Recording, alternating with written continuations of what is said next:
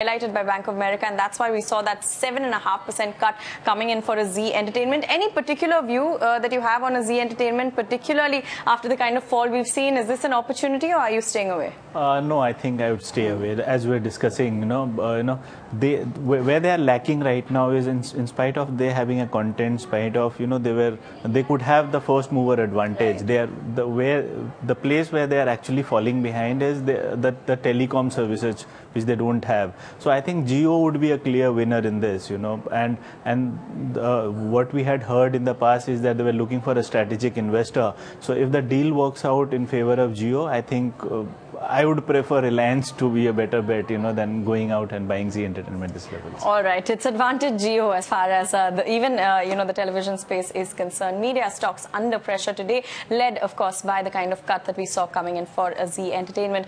But on the flip side, it was all about crude today. US oil actually fell below the $50 per barrel mark, and this on reports of a big climb in US inventories, and that of course has raised concerns of an oversupply in the system. Now the fall provided a fair amount of comfort to OMCs, paint as well as aviation stocks. So if you talk about the likes of a SpiceJet and Interglobe Aviation, they surged anywhere between 5 to as much as 8% in today's trading day. And of course, paint stocks that have been seeing fairly good traction recently also did quite well. Asian Paints, Kansai Nerolac, Berger Paints all doing exceptionally well in today's trading day. Even Tyer stocks, Jay, for that matter, had a fairly strong day of trade. And of course, the OMCs, HP, BP and an IOC on the move in today's trading day. How are you playing the kind of cool-off we've seen for crude? Because this is quite a reversal. There was some fear that it may not persist. We saw the announcement of the output cut and, some uncertainty on that front. But it does seem to be that, we're working in a system of an oversupply, at least there are fears of an oversupply. And if crude settles at current levels or continues to, weaken from current levels, what would you be buying on the back of that? Crude has been very, very volatile, in the recent days. But at this level, if you talk specifically of crude, I think it's in the oversold zone, because the kind of winter demand which sets in generally in winter, that would, support the prices, and we may see another $4 or $5 of jump coming in. But at this juncture, the sectors which have been benefited, out of the pack, on the paint side, I would prefer Berger Paints, compared to Asian Paints or Nerolac, because the company has got, a good valuations in terms. So I feel that 370, 380 can be on the cards very soon.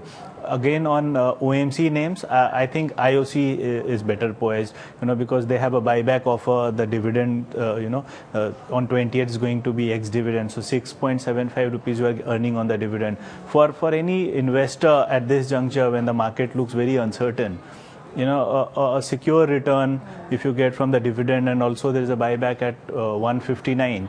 So it gives you some kind of, an arbitrage opportunity where there is a probability of earning 2.5% kind of return in a very short span of time.